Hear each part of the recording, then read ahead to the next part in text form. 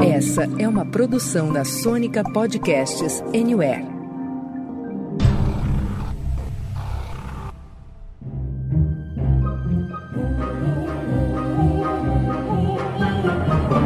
Senta, que lá vem spoiler.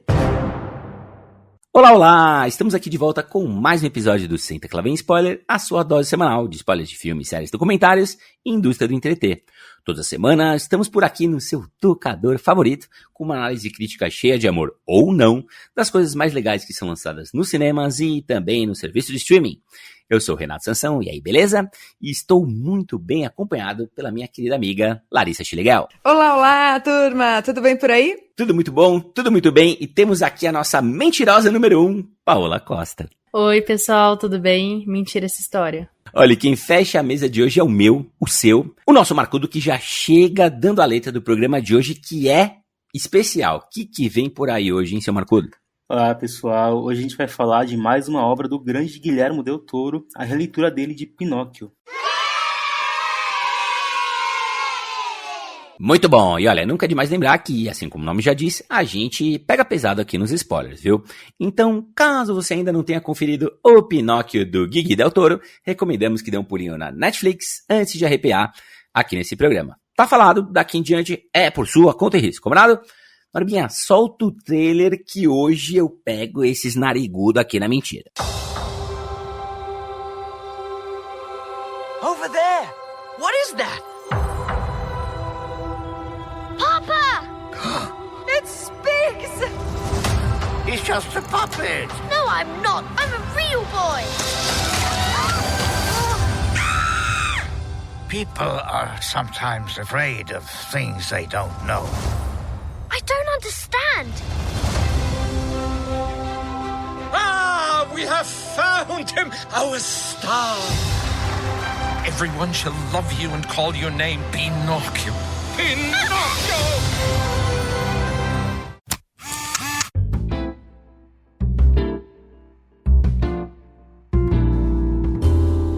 Muito bem pimpolhado, o negócio é o seguinte, hein? A história do boneco de madeira mais famoso do mundo é justamente o contrário da versão água com açúcar apresentado pelo Walt Disney lá em 1940. Longe de ser ingênuo e distraído, Pinóquio é um personagem cheio de contradições. Suas aventuras, criadas pelo escritor italiano Carlo Collodi, oscilam entre o moralismo e o humor bastante pesado. Ele não cai no sentimentalismo, mas reflete aí os problemas da Itália no século XIX. Outras diferenças importantes são o Geppetto, que no original não conserta relógios, ele é apenas um carpinteiro que não gosta lá muito de crianças.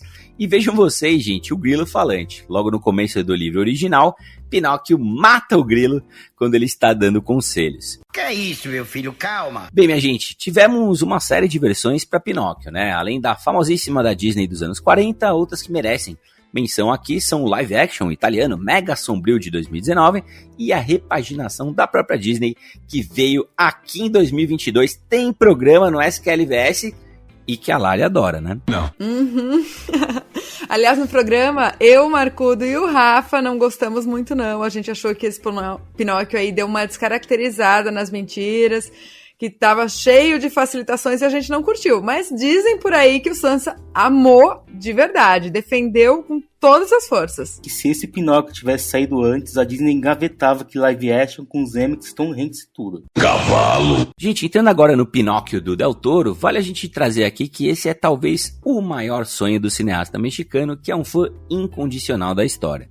Realizado em stop motion, esse filme levou cerca de 15 anos, gente, para ser realizado e contou com nada menos que 60 estações simultâneas com equipes alocadas em cada uma delas para ser filmado.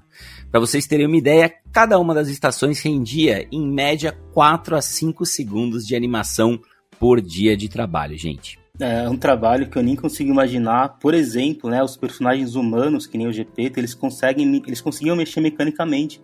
Mas pro Pinóquio de madeira tinha uma cara diferente para cada expressão, e acho que 15 anos foi rápido. Além disso que o Marco trouxe, na Netflix tem os bastidores oficiais também, né, do Pinóquio. E aí um dos pontos que eles abordam é que tem alguns planos, né, do filme que chegaram a demorar cerca de 3 meses. E aí, o que é bem impressionante, né? Olha, pá, impressionante é a palavra, viu? E, gente, falando um pouquinho da história, a gente volta à Itália de 1950, comandada à época pelo fascismo de Mussolini. Ao ganhar vida pelas mãos de uma fada azul absolutamente deltoriana, o Pinóquio acaba se tornando um menino bastante travesso que vai aprender diversas lições ao longo da sua jornada. Ele vai se deparar com personagens e criaturas muito curiosas na sua jornada aí de autoconhecimento. E é legal a gente destacar aqui que no original temos as vozes de ninguém menos que Ewan McGregor, Ron Perlman, John Turturro, Finn Wolfhard, Cate Blanchett, Tilda Swinton e Christopher Waltz, hein? Detalhe pro personagem preferido do Samson, o macaco Espasatura, que no documentário que a Paula estava falando, ele era o único personagem disponível quando a Cate Blanchett falou pro Del Toro, lá nas gravações de Beco do Pesadelo, que ela queria ter em Pinóquio de qualquer jeito. E ficou muito bom, mesmo com pouquíssimas falas, né? Além disso, é muito curioso também, nesse documentário o Del Toro fala que pra voz, né, do vilão, do Volpe, ele queria alguém que tivesse um sotaque, né, mas que também fosse capaz de pronunciar uma palavra em francês, outra em italiano. E aí ele fala que a única voz que veio na mente dele foi a do Christopher Waltz e Bastardos Inglórios, né? Então, achei bem curioso isso também. Eu adoro também a versatilidade desses coadjuvantes. Eu acho que isso que engrandece ainda mais esse Pinóquio, porque por mais que a gente tenha ele ali como protagonista, esses personagens adicionam elementos na história de um jeito que a gente não estava habituado e realmente nos coloca nesse universo de uma forma completamente distinta. Eu amei isso. Muito bem. Olha, antes da gente mergulhar de cabeça no debate de Pinóquio do Guilherme Del Toro, bora dar nossa tradicional passadinha pra ver o que público e crítica tem achado dessa produção. Conta aí pra gente, dona Lari. Opa, bora lá! Antes das notinhas, é legal a gente dizer aqui que apesar do trabalhão que deu pra ser feito, o Pinóquio do Guilherme Del Toro custou cerca de 50 milhões de dólares e no momento em que gravamos aqui, no domingo, dia 11, já ocupa o topo de todas as paradas globais da Netflix. Passando pelas notinhas, a coisa tá assim. Lá no IMDb, o filme conta com 12 mil avaliações e tem a nota média 7.9. No Metacritic, o Metascore aponta 80 de 100. No Letterboxd, o filme está com 4.1 de 5. E no Rotten Tomatoes, temos a aprovação de 84% do público e 98% da crítica. Mas chegou a hora da gente falar do que realmente importa aqui nessa bagaça, que é, claro, a opinião do Senta que lá vem spoiler. Ô Marcudo, o Brasil quer saber, quais são as suas primeiras impressões sobre este mais novo Pinóquio? Gostou? Amou? Ou dá pro gasto? Olha, Lari, eu adorei. O Pinóquio de 1940 da Disney é tão poderoso que a gente esquece que a história vem de antes e de outro lugar. Então, sem as amarras da animação e até do conservadorismo da Disney, o Del Toro conseguiu contar uma história muito, mas muito melhor do que esse último live action, por exemplo, né? É um filme muito pessoal do Del Toro. Naquele making-off a gente vê ele falando que ele quis contar uma história que a gente achava que conhecia, mas não conhece, e colocando elementos que são importantes para ele.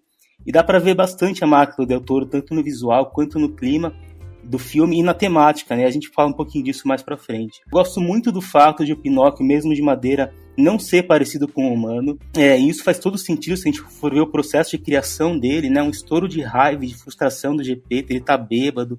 Não tem aquela ternura que a animação e live action trazem.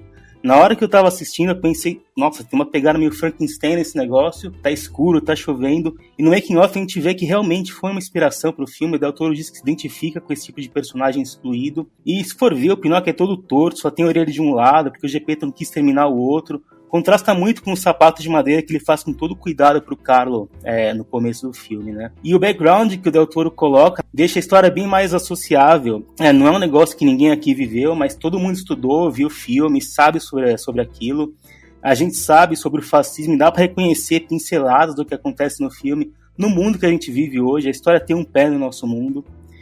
Então, enfim, eu acho que depois da animação dos anos 40, que tem toda uma questão nostálgica, esse é o melhor Pinóquio que a gente tem. É um feito enorme e o Del Toro merece mais um abraço. Bom, eu gostei muito do Pinóquio. É um filme que me tocou bastante. começando pela estética, né? Eu acho que a simplicidade também, né, do boneco do Pinóquio traz toda uma magia pro filme, mas todos os personagens são muito bem feitinhos, os detalhes do Geppetto é encantador, assim, é tudo muito bonito, mas para além da estética, o filme ele tem várias camadas, né, que foram me conquistando, a espontaneidade do Pinóquio, o humor que ele traz, além do comentário social que o Marcudo inclusive trouxe aqui, né, ele traz diversas sátiras, ele ironiza, né, a questão do fascismo, então ele chega a retratar, né, o Mussolini, enfim, minúsculo, trazendo aquele comentário, né, que dá uma duplicidade em relação às marionetes, né, todo mundo adora marionetes, e você vê que tem um duplo sentido naquilo, além de também uma esfera mais intimista, né, então discutindo um pouco sobre a brevidade da vida, sobre luto, mas como um ponto que me pegou um pouquinho, a gente discute isso mais pra frente, eu acho que tiveram muitos personagens, né, então a gente tem o Pinóquio, a gente tem o Grilo, a gente tem o Candlewick, o Macaco, então são muitos personagens, muita coisa para se desenvolver em pouco tempo, então acho que em alguns momentos ficou faltando um pouco uma finalização, mas tirando isso é um filme encantador. É muito louco, né, a gente vê obras feitas por diretores apaixonados, né, então é legal a gente trazer que não é que a Netflix queria ter um Pinóquio e convidou alguém tipo Guillermo del Toro para ser o diretor, né? É o Guillermo del Toro que tinha o sonho de fazer o Pinóquio em stop motion, que, cara, é um negócio dificílimo de ser feito, sabia que era um projeto de mais de 10 anos e, obviamente, saiu batendo nas portas para ver quem compraria um projeto desse tamanho, né? Para nossa felicidade, foi alguém tipo a Netflix, de forma que dá para todo mundo assistir no conforto da sua casa, né? E é legal a gente ver que pro Del Toro, esse Pinóquio, né, apesar de ser uma animação, stop motion e tal, ele complementa essa trilogia da infância que tem um pano de fundo de guerra dele, né, ao lado tanto da Espinha do Diabo quanto do Labirinto do Fauno, né. Então essa coisa de infância com guerra como pano de fundo eu gosto bastante. E assim, as criaturas são fantásticas, né, e tudo que o Del Toro faz não é muito personagem, dá pra chamar de criatura, né. Quando a gente vê aquela fada azul, ou aquela, digamos, irmã da fada azul no mundo invertido, né? Essa coisa do Pinóquio poder morrer e voltar, né? E parar num limbo completamente deltoriano, né? Que você olha e fala assim, cara, esses coelhos jogando baralho, né, velho? Aí aparece uma fada sinistrona. Eu, criança, o Sansãozinho de 6, 7, 8 anos, ia olhar aquilo e tomar um puta susto. Eu falei, meu, o que tá acontecendo? Né? Porque a minha lembrança, gente, era de, num determinado momento, uma baleia fofinha, né? Quase uma orca, ir lá e abocanhar o Geppetto, né? Com um grilo falante e tudo mais. Aqui não é uma baleia, né? É um monstro marinho, terrível e tal, que daqui a pouco vai voltar para as profundezas e ficar mais 20, 30 anos lá e acabou para todo mundo, né? Então eu gosto muito do que o Del Toro traz de sombrio para um conto originalmente sombrio. A Disney tende a deixar tudo muito fofo, e o Del Toro tira onda, né? Tem até 2 momentos ali que era pra ter uma musiquinha legal pra entrar, e ele corta a musiquinha, porque sim, velho, não vai entrar musiquinha fofa, o negócio aqui é pesado. Concordo muito com a Pá, quando ela fala do negócio filosófico, até existencial, principalmente quando a gente vê aquele quase epílogo da animação, né? Tão bonitinho, tão bem feito, né? Com personagem por personagem, as trajetórias, enfim, as escolhas do Pinóquio, né? E antes de passar a bola aqui pra você, Lari, tem uma fala do Pinóquio que me pegou tanto, cara. Eu fiquei tão emocionado, achei tão bonito. Quando ele tá na igreja, né, com o Geppetto, e o Geppetto tá ali finalizando, né, aquele Jesus Cristo de madeira, ele carpinteiro e tudo mais. E aí o Pinóquio, ele já é, entre aspas, uma aberração, né, naquela comunidadezinha da Itália. E ele pergunta pro Geppetto, pro pai dele, né? Ele fala, pai, ele é de madeira que nem eu, né? Apontando lá pro Jesus Cristo. Por que todo mundo adora ele, gosta dele, fala bem dele e me odeiam, né? E me tratam mal? O que tá acontecendo? Eu também sou de madeira, né? Então tem algumas colocaçõezinhas que vão para além da estética, que é fenomenal, que me pegaram demais. Eu achei o filme belíssimo, tá? É um Pinóquio melancólico, ele é triste, ele é sombrio, ele é diferente daquilo que a gente realmente tinha assistido na infância. Mas o meu objetivo aqui não é, eu quero comparar com o Pinóquio da Disney, mas eu enquanto eu assistia, foi impossível pra mim não comparar os sentimentos que eu tive enquanto eu assistia esse filme adulta, hoje, agora, esse stop motion, com a sensação que eu tinha quando eu era criança, tá?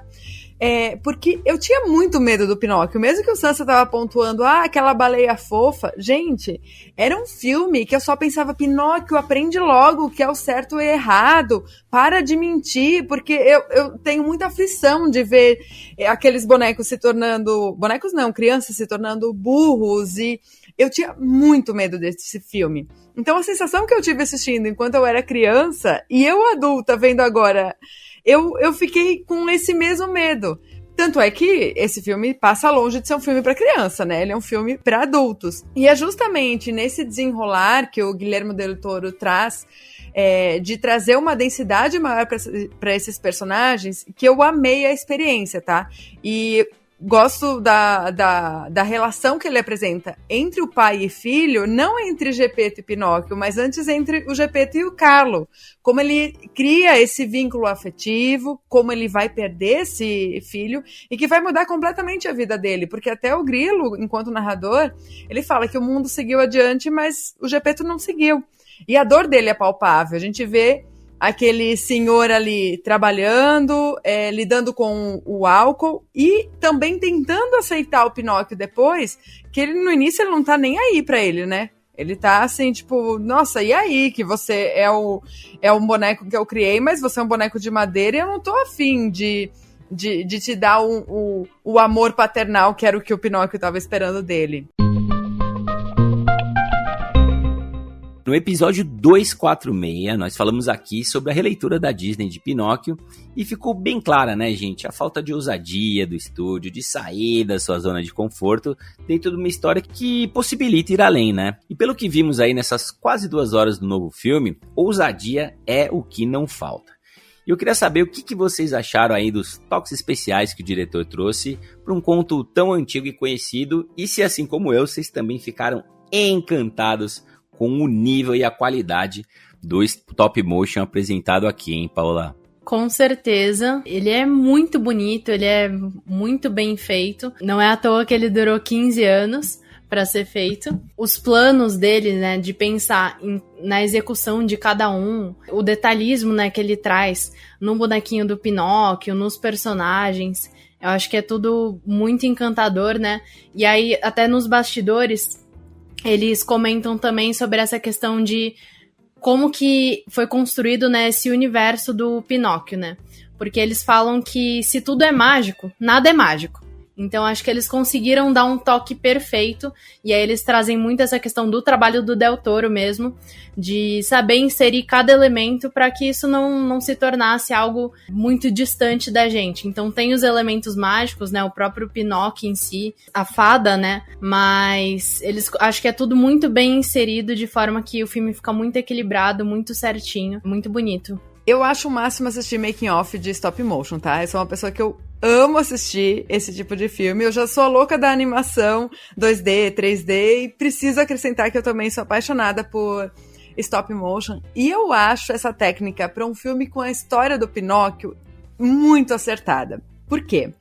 Stop motion nada mais é do que dar vida a objetos inanimados. Eu pego um boneco, eu preciso desse boneco inserido num cenário, eu mexo um pouco ele, eu fotografo, eu preciso de 24 frames por segundo para criar 1 segundo de filme, certo? E Pinóquio é um boneco que ganha vida. Então é até irônico pensar que a técnica escolhida é stop motion, porque faz muito sentido. Como é que eu dou vida a um boneco fazendo stop motion? E a gente vê na sutileza de como eles caminham pelo set, como às vezes o movimento que por vezes pode ser um pouquinho truncado, traz todo o charme para essa técnica. A luz e sombra eu achei fantástica, tá? Desde aquela luz amarelada entrando na casa do Gepeto, ao pôr do sol, você vê o contraste. Então, é tudo muito bem desenvolvido e até a questão das expressões faciais e do olhar, porque pra gente pensar que eu tô vendo bonecos se mexendo ali na tela, eu preciso muitas vezes que esse personagem que não fala, que não tá dialogando, eu consiga sentir aquilo que ele sente. Então, isso mostra a capacidade desses animadores de fazer com que esses bonecos mostrem as suas emoções pela expressão facial, pela expressão corporal. Então, se a gente se identifica nesses momentos que o filme sente empatia por esses personagens, significa que a técnica tá perfeita. Então, eu já acrescento que eu tô super na torcida para que o Guillermo del Toro desbanque a Disney / Pixar no melhor animação, mesmo sendo muito fã do estúdio, tá? Que eu acho que tá na hora de dar uma chacoalhada nisso aí. Até mesmo porque acho que não vai ter rivais à altura para competir com essa técnica tão bem executada quanto ele apresentou. Eu concordo com a Lari. Tecnicamente, o filme é um primor, é um esforço de artistas de vários lugares. O Del Toro fez questão de colocar animadores mexicanos na equipe para valorizar o trabalho do país dele. A Paola falou de cenas que demoraram 3 meses para fazer. Um exemplo é aquela do Espasatura voltando para o circo depois de ver o Pinóquio pela primeira vez. Os bonecos, era 1 ano até eles estarem em condições para ir para o estúdio. Os cenários foram todos construídos à mão. No fundo a gente vê umas pinturas. E são mesmo cenários mais realistas. A atenção aos detalhes que colocaram nesse filme é um absurdo. Por exemplo, o Del Toro queria que os personagens agissem de uma forma natural. Então a gente vê às vezes que a gente mesmo às vezes vai pegar um copo e erra de primeira. A gente vê isso no filme, não é à toa que foram 15 anos para terminar. E eu queria aproveitar essa questão da naturalidade para falar do baita trabalho de fotografia do Frank Passingham, que é um diretor de fotografia experiente em animações. A Lari estava comentando e me chamou muita atenção enquanto eu assistia como era natural a luz do sol na floresta, com o Pinóquio no palco, ou na casa do Gepeto com uma iluminação de lareira. E depois eu vi uma entrevista dele falando que o objetivo era esse, né? Ele se inspirou no trabalho feito em Poderoso Chefão. A ideia era fazer parecer que a equipe tinha chegado em um lugar, gostado da luz do sol e filmado. E eu acho que funcionou, e conseguir isso no stop motion é impressionante. Só para fechar, o Sansa falou da zona de conforto do live action da Disney, e o Del Toro é superior em muitos aspectos, mas eu acho que se iguala em 2.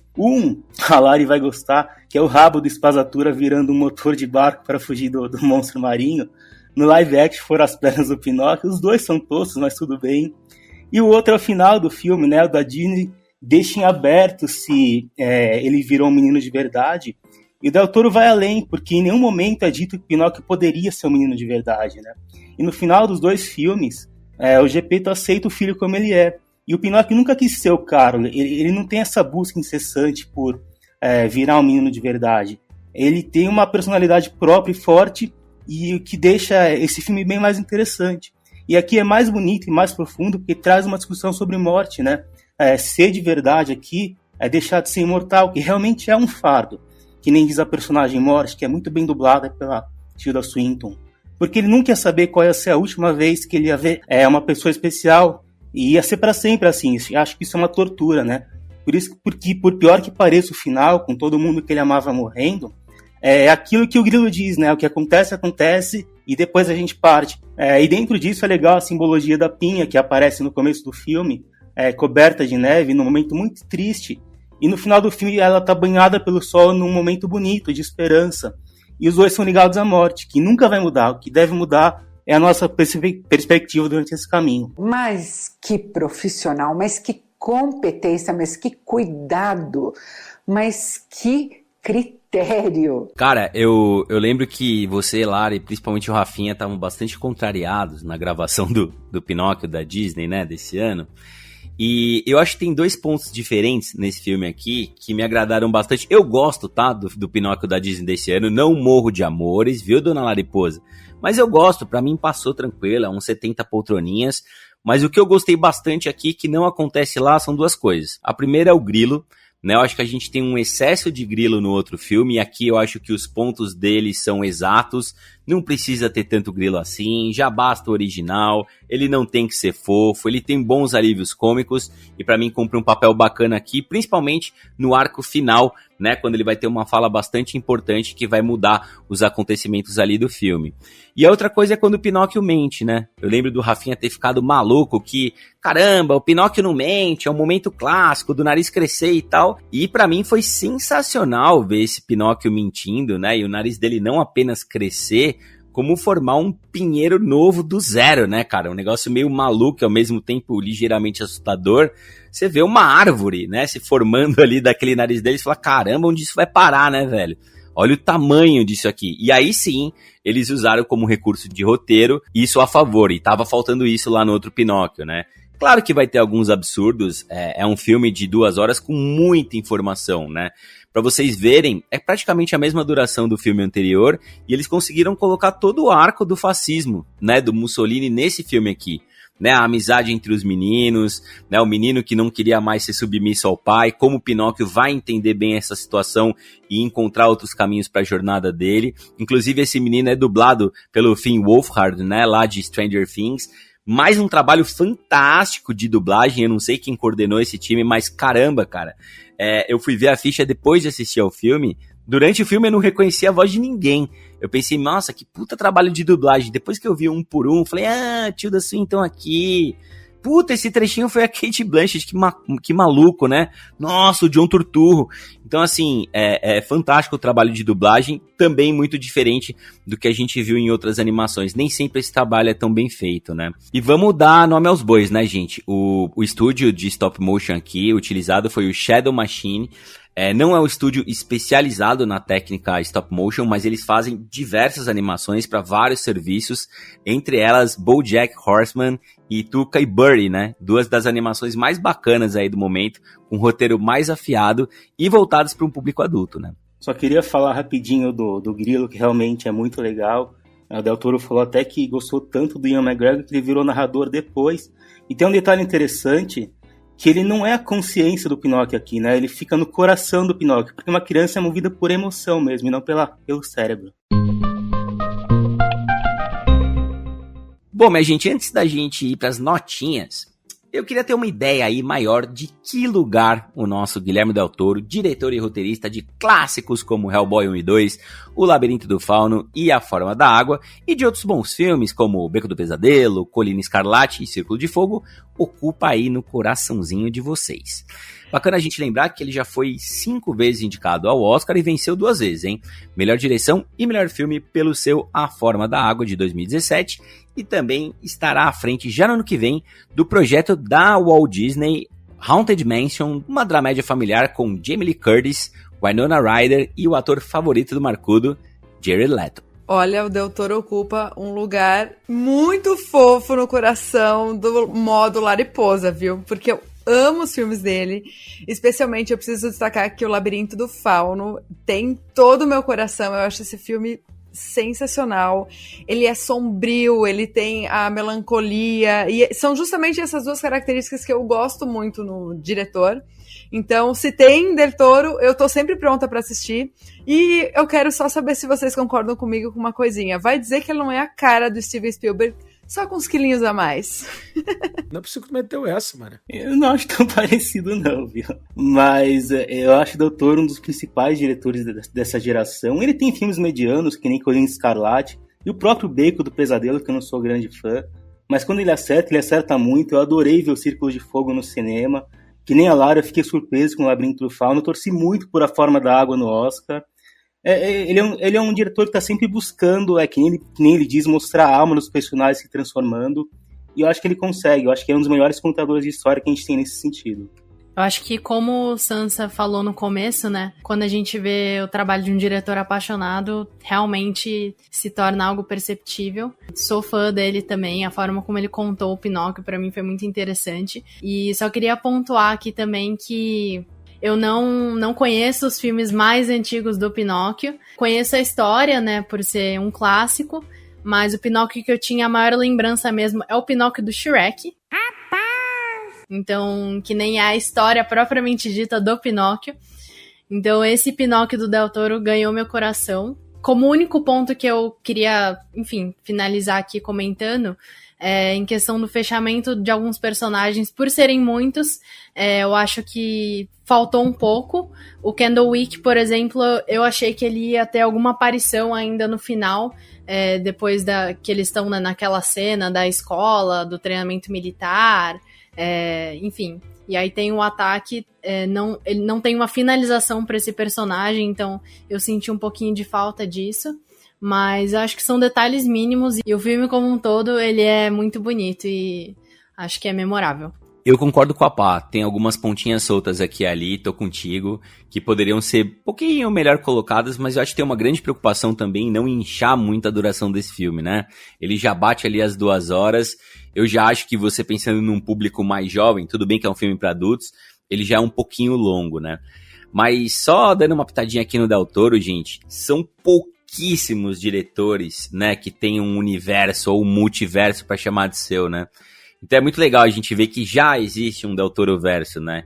E nesse Pinóquio a gente tem referências aí a outros filmes do diretor, né? Como o Labirinto do Fauno, que dá para ser visto através de uma janela no momento, e a própria Oficina do Gepeto, né? Que tem a arquitetura inspirada lá em A Forma da Água. Essa eu reparei muito e achei fantástico. É um dos meus diretores favoritos, por conta dos trabalhos dele demorarem muito para ser feitos, porque realmente são... cara, coisas muito artesanais, muito apaixonadas, que levam muito tempo. Ele não é tão prolífico, né? Eu gostaria de ver, 20 vezes mais coisa do Del Toro do que tem por aí. Eu acho que ele é o legítimo sucessor do Tim Burton, sabe? Pro absurdo, pro bizarro, pra coisas diferentes. E eu acho, inclusive, que ele dá um passo a mais no lado estético em relação ao Tim Burton. Então eu gosto demais desse cara. E se ele ganhou 2 Oscars por A Forma da Água, prevejo pelo menos mais 2 Oscars aqui por esse Pinóquio, porque além da animação, pra mim, não ter uma concorrência à altura esse ano, eu vou colocar que a trilha sonora do Alexandre Desplat, que esteve com ele em A Forma da Água, é chuchuzinho. Eu acho que é capaz até da Netflix tentar colocar em melhor filme, não... Eu vejo que dá, vejo que cabe. Sabe um negócio que me ocorreu aqui? Tipo, a Disney e a Pixar sempre levam, né? E é muito difícil romper. Eu nem sei quantos anos que eles já estão levando o Oscar de melhor filme de animação seguidos. E o Guillermo del Toro, ele tem a moral com a academia. Então existe sim a chance de ele romper isso e, enfim, acabar incentivando outros animadores a virem depois também nessa era Disney de papar todos esses Oscars de melhor animação. Chegou a hora da gente dar notinhas por aqui, hein? Quero saber de 0 a 100, quantas poltronas amarelas vocês dão aí para o Pinóquio de Guillermo del Toro, que tá esperando todo mundo lá no Tudum, começando por você, Paulinha. Olha, eu dou 90 poltroninhas pelo bonequinho perfeito, pela história e por ter feito a caricatura do Mussolini, que ficou sensacional. Eu vou dar 92 poltronas amarelas, acho que vale pelo trabalho impecável da técnica, essa história sombria e também doce com esse Pinóquio, que a gente termina com o coração quentinho, vai? Cara, eu vou seguir uma progressão aritmética aqui, depois das 90 e 92, vou deixar com 94 poltronas amarelas. Eu ri, eu me emocionei muito e ainda fico muito encantado, né, quando a gente deixa os algoritmos pra lá e faz um trabalho apaixonado de cinema raiz, com 60 settings rolando ao mesmo tempo. Del Toro ganhou um abraço do Marcudo. O meu não é tão gostoso quanto o do Marcudo, mas eu deixo meu abraço aqui também. Pois é, tô com Sansa. Falei que o Del Toro merece um abraço e o Pinóquio dele merece 94 poltronas amarelas. Muito bem, depois da gente fazer as continhas aqui no Abaco de madeira do Senta Que Lá Vem Spoiler, chegamos à média de 93 poltronas amarelas. Norbinha, sobe aquela trilha de boneco de madeira que virou menino.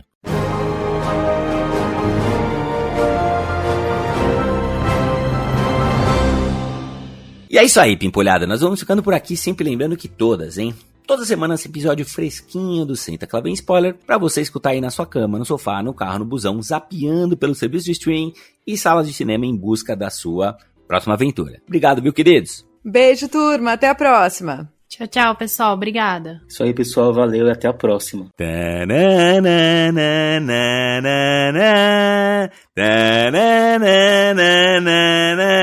Vai, Lari! Ta